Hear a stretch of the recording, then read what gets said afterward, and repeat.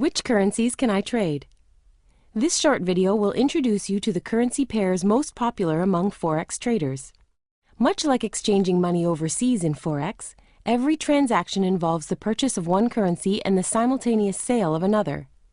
To make it easy, Forex markets refer to trading currencies in pairs, with names that combine the two different countries being traded against each other.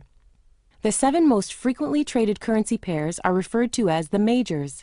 By some estimates, these 7 major currency pairs make up 75 to 80% of daily Forex trading volume.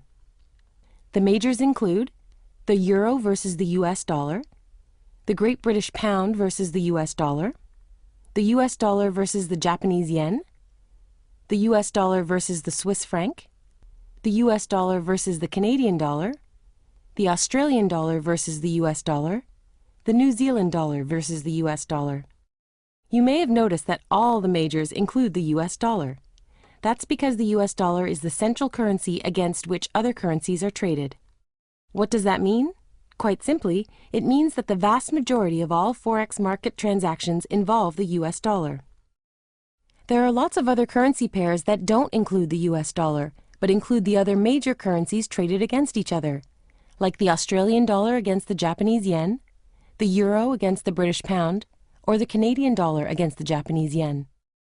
These are referred to as cross-currency pairs. So how do you choose which currency pairs to trade? Most traders new to the Forex market tend to focus on 1 or 2 currency pairs to start. It often makes sense to start with the most popular currency pairs, like the euro or Japanese yen against the US dollar, since there's so much more information available about the underlying economies. We've made it easy to access timely, relevant market data and information for any currency pair that you're interested in.